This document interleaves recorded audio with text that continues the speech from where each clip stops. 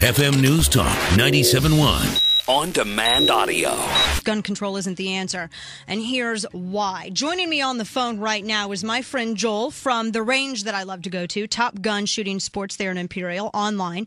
2S is TOPGUNSS.com. Joel, good afternoon to you. Good afternoon, Dana. It's, obviously what happened Friday was very, very sad, and I still resist the framing that I hear from some folks that you can't feel sad about what happened on Friday and happened with that horrible massacre, and at the same time still think that the Second Amendment means something. You can feel sympathy for the families and feel horror at seeing that all of this unfold on television, but you can still be supportive of the Second Amendment. And some of the things we've been talking about today, you also teach concealed carry, and we're going to get into a lot of the statistics of that, but we were talking about the assault weaponry.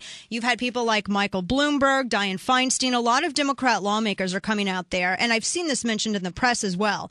All assault weapons all of these need to be banned. People just can't go out there, Joel, and just buy fully automatic weapons right off the rack. But that's not the reality. Can you explain a little bit about how, people can't just go out and get automatic weapons?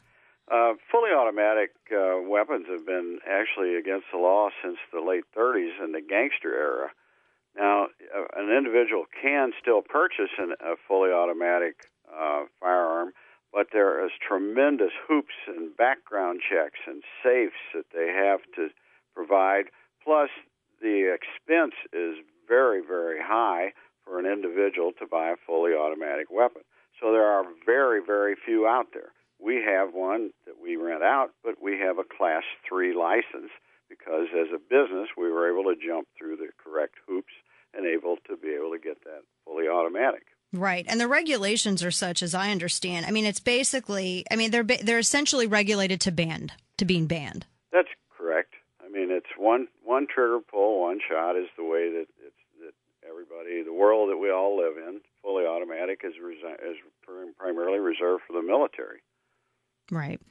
And I know one of the model you're talking about, an MP5, you had said to me that even if you went through all of the hoops, like Top Gun went through, and you went through all of the hoops, and you did everything you were supposed to do, even then there's the cost to it, and it's, what was it? It was like almost $30,000. Well, the one that we might buy for $2,000 because we have a Class 3 license and as a business, but an individual, they're going to try to make it. They don't want them out there, so they're going to make the manufacturers don't want them out there either to the individuals. So they're going to make it probably $20,000 to buy the same gun that we might get fairly inexpensive. Wow. Yeah, and then that's the when I hear people go out there and talk about this, I always kind of scratch my head and I'm wondering if they actually know, all like the law, just basically the law. Now you instruct in concealed carry as well.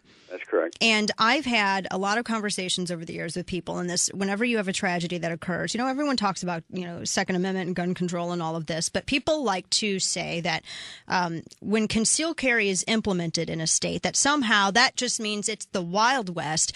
People go out, guns blazing. They have a simple agreement. Pow, pow, pow. It's not like that at all. I've read a number of studies, including one by John Lott, which is fascinating. It's called the Florida model. And correct me if I'm wrong, but from what I understand, Joel, is whenever you pass and implement concealed carry in different states, the crime rate actually decreases.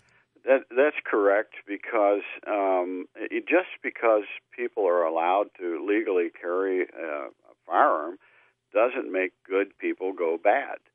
They're still good people. Actually, they're better because they get training and they learn how to use their firearm.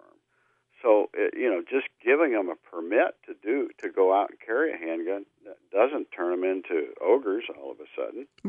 Right. And that's, I was looking at some of the statistics from, for instance, the FBI Uniform Crime Reports from this study on the Florida model. And one of the things that really stuck out to me is they said the total violent crime rate is 26% higher in restrictive states than in less restrictive states when they talk about folks being able to carry handguns, concealed carry. Why is it that we never hear about these statistics on television? We never hear about the actual realities of owning a firearm. You only hear about the tragedies. Well, and of course we all know that the liberal agenda and the mainstream media, that doesn't fit in with what they want. That doesn't work for them, for their agenda. So they continue on their merry way, and they spout the figures that are not true. Mm-hmm. Right. Now, one of the things, again, because just all of the stuff that we've heard over the weekend, I'm amazed that, we have, like in Chicago, gun ban in Chicago, and Dave, we talked about last segment how they've already exceeded their homicide rate just in October from last year.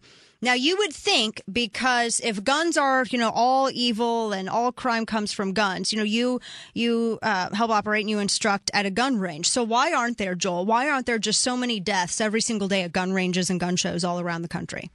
Well, it's because people are there. They're good people. They're there to learn. They're there to understand how things work. So just because, again, it goes back to the same thing. You can't take a good person and make them evil by putting a non-entity or an inanimate object in their hands. If that were the case, they would be stabbing each other all the time over the dinner table. Right.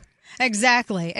Well, and also it's important to know, what was it? One of the greatest school massacres, the biggest in the history of the country, was this back in the 30s. That was done with a bomb. So it's not always firearms, it's intent, not the tool. Last quick question for you, Joel, because you instruct in concealed carry. What are the type of people that come in to learn about concealed carry? We get a great variation of people that are in to learn about concealed carry.